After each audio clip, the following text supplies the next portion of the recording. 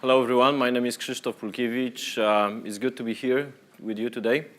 I would like to spend the next 10, 15, 20 minutes to discuss with you how to leverage the open and API economy to build a bank and how to use the different technology solutions. What are the objectives, what are the challenges when you would like to use it for building what we call fintech bank. Before I will start, just a few words about myself. I'm a fintech guy, so I'm connected to the fintech community for the last 8 years. Before, in my previous life, I was an IT architect working with Accenture, mainly for data, omnichannel, and integration projects. I have a security background. I was responsible for security in Central and Eastern Europe, working for AXA. And then one day, I decided to switch and start my second life, so I became an entrepreneur. 5 years ago, we established BCM Logics, is the company providing enterprise risk management and business continuity software for banks and telecoms in my home country in Poland. 2 years ago, we have created Adsora. Adsora is a company developing and providing to the banks as a white label solution the BFM, Business Finance Management Solution, that helps the banks to better support the small medium business. Let me set up the context. So what we do, we are building the fintech bank. We can call it neobanks. There was a lot of discussion about this today and yesterday. And we have very specific group of customers that we are focused on. Those customers are millenpreneurs, so young generation of people which are starting their own businesses. And they would like to have a bank that will help them to set up and grow together. We don't have a banking license. So we are partnering with the white label bank. We are partnering with our German partner who has a license from BaFin and who can passportize and passportize this license to other European Union countries. The key concept of the bank is that we are not focused only on providing our own products or core banking products, but we are keeping together the different fintech services, and we are building the fully fledged value proposition that helps the SME businesses to deal with the day-by-day problems. And obviously, working with different partners, working with the bank as a service provider requires the API and requires the integration. So API is the key enabler, and this is really the main starting point for designing and developing the fintech bank. The good news is that we don't have any legacy. We started from scratch, so we were very flexible in terms of choosing the technology, defining what should be the architecture, who are the partners that we will work with, and at the same time, we are a fintech company. So we have this startup DNA. We have a small team, international team, because we are a part of Hedera Ventures, the Belgian company which is composed by let's say, consulting companies and digital banking veterans. And we have very limited resources in terms of money, people, and very ambitious plans to go to market. So from the design phase to the go-live phase that is planned for Q1 2017, we have an ambition to build a bank within 10 months, and we are on track. So just to recap a little bit about the neobanks, fintech banks, there was a lot of discussion about this. There are some names you already know, Numbers 26 and 26, Moven, Simple, and Holvi. We are very similar to Holvi because the Holvi was the first and only one live neobank that was addressing the SME, small medium business. The last two were recently acquired by BBVA. And we know that all of those were based or are still based on a white label infrastructure. And Simple, as we learned yesterday, is moving towards the BBVA API Marketplace. And the concept of neobank, the concept of providing the white label infrastructure together with something which is very specific to the target group of customers is not new. We know from the past a lot of mobile MVNO, mobile virtual network operator brands, where the telecoms are trying to attract young generation of people, families, agriculture communities, with the services which are designed, priced, and marketed in order to fulfill their expectations. And everything is built on the same infrastructure. So, for example, in Poland, there is a Heja brand, which is the telecom service for really young people. So they have, for example, free access to Facebook. They can put the photos online for free. So this is the same infrastructure, but the different brand. Another example in the middle from Poland, my home market, Alior Bank, which is teaming with T-Mobile, where T-Mobile is offering financial services, current account, credit products, and loans based on the infrastructure of the bank. So Alior Bank has its own brand, but also is provided a white label solution. And the last, BankUp, so the bank we are working with, is teaming up with the Solaris AG.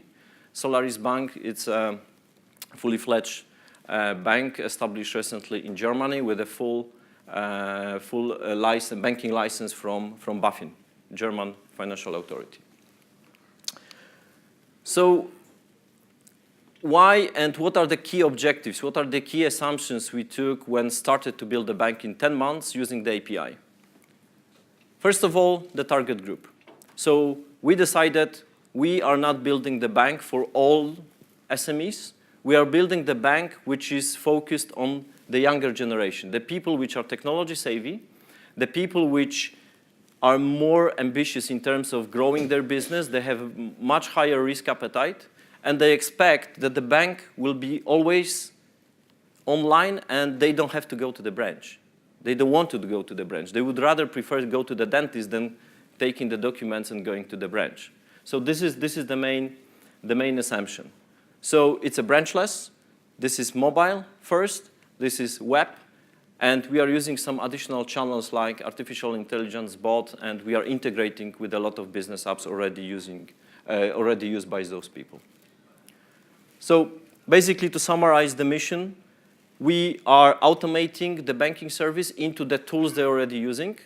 We are not forcing those people to use, okay, we have great accounting service built in, so you should use it. No, if you are using QuickBooks, if you're using Xero, no problem with that. Just synchronize the data, integrate. It's very seamless, and we can support you. And we are not also limiting the number of products. So, for example, if you are looking for help with your financial working capital, you can choose between the products and the credit options that we can provide, but also you can use all other alternative lenders that are available on the market. So everything in a one-stop shop mode. And how we are building it. There are 5 objectives we defined when starting building the bank. First, decompose.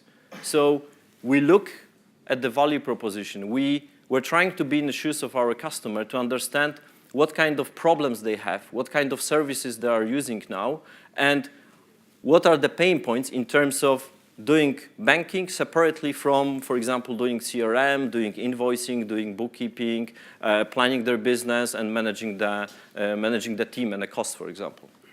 Then we decompose it, and we focused, those are the services that will be provided by us, and those will be provided by the partners.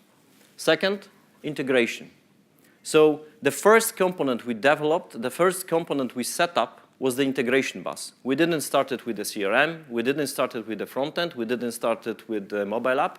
We started with setting up a reliable, flexible, and scalable integration layer.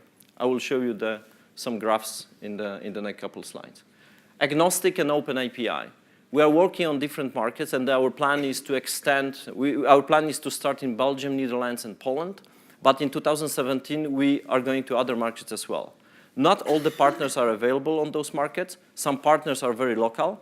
So we are trying to keep our architecture, business processes, fully agnostic of the partners that we are using behind. Leverage smart data. We believe that smart data is the key differentiator of our bank on the market. What does it mean? It means that we are using some real-time analytics, streaming analytics, to understand what are the transactions, what are the behaviors, what is the business proximity of the SME. We are analyzing this almost in the real time just to have an answer, okay, what is the profile of this customer, what kind of product we can offer, how we can tailor this product, and we can also help them with some forecasts. So we can tell them, okay, you most probably will have some problems with the financial liquidity. By the way, we are here just to help you, so those are the products from us and from our partners that you can use to fix it. And the last but not least, flexible, scalable architecture, both for organic growth, when we are starting with a closed beta version, when we have just a couple tens companies already using the service, and being ready to onboard the higher and bigger groups of the customers provided by our partners. So it's all about scalability. And what we are trying not to do is to not reinvent the wheel. So again, if there is a good bookkeeping application on the market, and there are a lot of those, if you would like to use it, use it. We will synchronize, we will connect, and you will be still, as a customer, using this application. We are not creating the things which are not building our differentiate us on the market. Second, to look at the different ingredients. So we are looking at the partners, we are looking at technologies, we are looking on different pricing models, just to put all those pieces together and use those 10 months, not on developing the software, but integration, user experience, user journey. So this is the goal. This is an example how we decompose the SME Business Server service. So we were not focused only on the customer, the account holder, but we were looking about their customers, their vendors, their employees. We're looking at the accountant, external accountant. We're looking at the funding options. And we decided, okay, so what are the functions, what are the modules that will be produced by us, and what will be provided by your partners.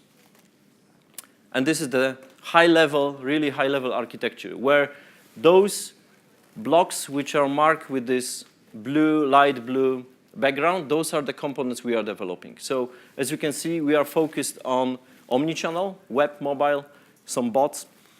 We are focused on smart data and real-time analytics. We are also focused on, obviously, the business logic, workflows, and the different algorithms for dealing with the cash flow, onboarding, and so on and so on.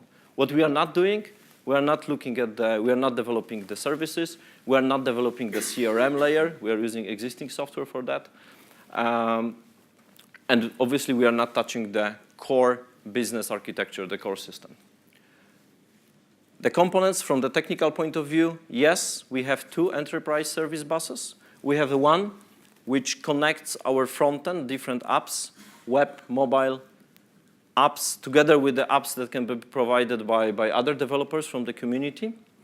We are connecting this with our business logic. And we have another service bus, this one in the bottom, which connects our business logic, our backend, with CRM, which is built on Salesforce.com. So we are using CRM, we are using product catalog, we are using partners management, we are using marketing automation, everything which is built on top of this platform. We are connecting to event sourcing and the real-time analytics. So every event related to the transaction, every event related to the customer behavior, every event related to the transaction between the customer and the partner is stored in our event sourcing module. And then we have analytics which connects to the CRM in terms of the marketing automation, in terms of the pre-scoring of the risk profile. We are using the same service bus to connect with different partners. Forex exchange, founding, accounting, HR management. This list and number of partners is growing. In terms of the infrastructure, we decided, we are pure .NET company, so we decided to use all the components which are available at this moment and of the Windows Azure infrastructure. So we are using application clustering, we are using service bus, we are using RabbitMQ together with the mass transit. We are using analytical services, so we are using R Server, which is based on the 2016 edition of SQL Server. Cognitive services, for example, for AI bot framework. We are managing the APIs that we are exposing, and we are managing the versioning of the APIs from our partners based on the API management, Azure API management framework. So this provides us with the scalability. This provides us with a very flexible cost model because we really pay as we go with those services. Again, our roadmap is very ambitious. We started Q2 this year, and we are going live, going public with a public announcement on Finovate in London 2017. It's 7th of February 2017. Now we are already testing this with real customers, real companies, and 2017 is focused on grow and extending the list of the partners we are working with. Some lessons learned for the last 7 months working on this solution. I'm not focused here on the business aspects, but more on the technology and the architecture. So first of all, platform and application should be independent. What does it mean? Platform for us, it's all about the integration. It's all about how we collect the data, how we analyze the data, how we integrate data analytics with the events that we can use for marketing, for alerting the customer. And this should be independent from the application. Application in this term is providing the SME services to the millennialpreneurs. So if one day we will decide to go with agriculture businesses in other countries, on other geography, if we will decide to extend the functionalities to retail customers, we shouldn't touch the platform. We should change the list of partners. We should change the user experience and the way how we are interacting with the user, but we shouldn't change the logic. We shouldn't change the architecture. Enterprise Service Bus. My previous experience with ESB was related with really spaghetti environment and a very complex hybrid ecosystem of the IT applications where one day we decided, okay, we need to have a service bus. And it was a nightmare because we're using this very partially, and I cannot even imagine the horizon when all the services and different silo applications will go to the bus and we'll have one single integration layer. But at the same time, once we decided to start with the bus, there were a lot of aspects and there were a lot of challenges that we faced during the last 7 months. Just to name the few. Queuing strategies. Let's compare the call, I would like to make a transfer, with I would like to refresh the list of transactions because my partners, they are expecting to have a latest list of transactions to do some scoring. There are completely different strategies how you should queue, how you should process those two calls. And if you have different partners, some of those are not available at the moment. If you have a congestion on the bus, you need to really implement the service bus and you need to implement the architecture that will be able to deal with those different kind of the calls. Fault tolerant, failure tolerant. If you are dealing with 20 plus partners, it's very probable that one of those will not be available. So the service will be there, but they will not respond. So what you should do with the messages? You need to design the strategy when you can provide the service, you will not affect the user experience, even if one of the partners will not respond in the proper time frame or will not respond at all.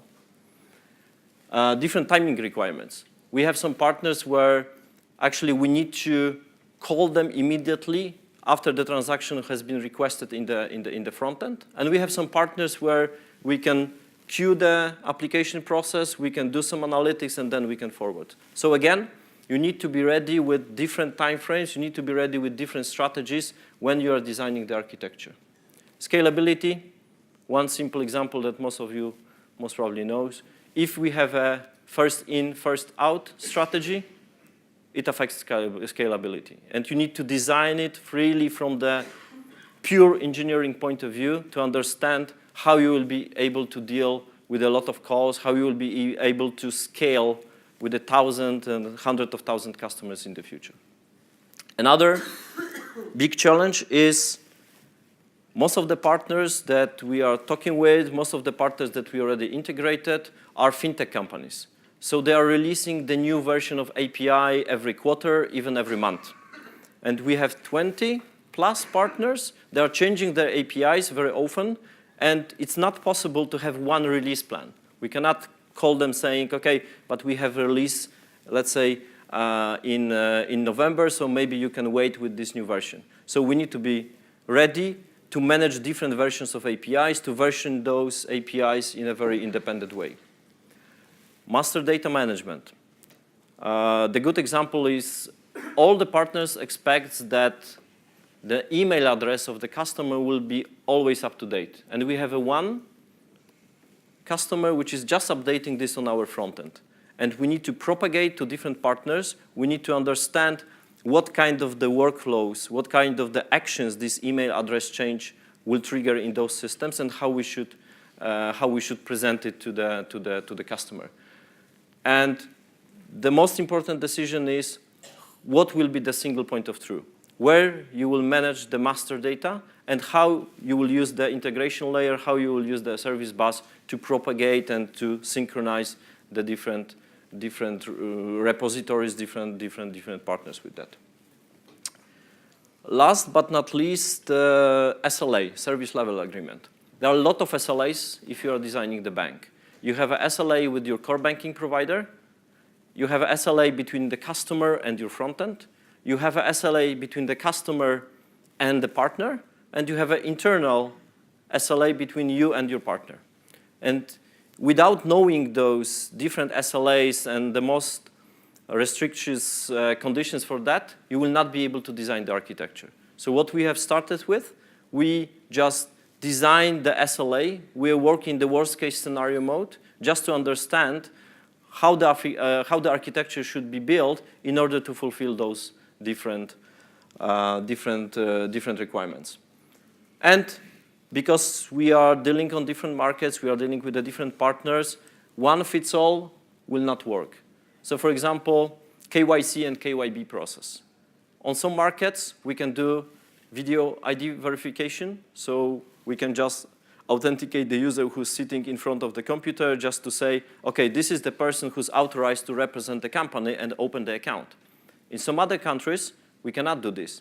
We can use, for example, the transfer from the existing account in different bank just to use the past KYC process that was managed by other bank to understand if the person is really the one. And this is not static. Regulations are changing, compliance requirements are changing, and you need to have the architecture that without major changes in the code will be able to address different landscape, address different processes on the different markets. And our ambition is that we will keep one single instance of the platform on different markets. So we will not have an instance for Belgium. We will not have a separate instance for Poland or Spain. We'll have one single platform that, based on the context, based on the data customer profile, will connect to the proper partners and will trigger the proper, for example, onboarding processes. So that's all about creating the bank using APIs in 10 months. And what I can ask you for is to keep your fingers crossed, and we are going live in Finovate in February. Thank you.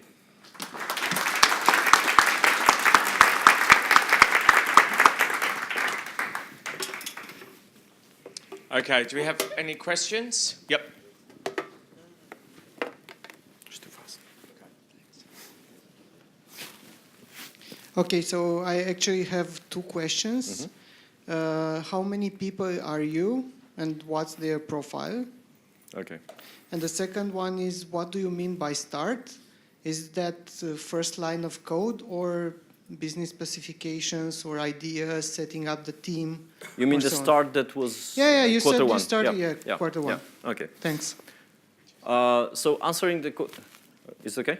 The question number one. So we have a team of people related to the business, so building a business model, customer acquisition strategy, pricing models, dealing with the partners, so more like a business stream.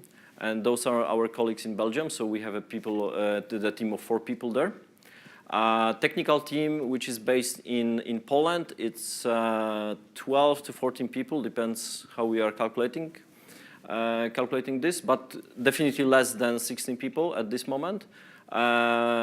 We have 2 UX designers, 2 front-end developers, 3 back-end developers, and 2 guys which are focused on API.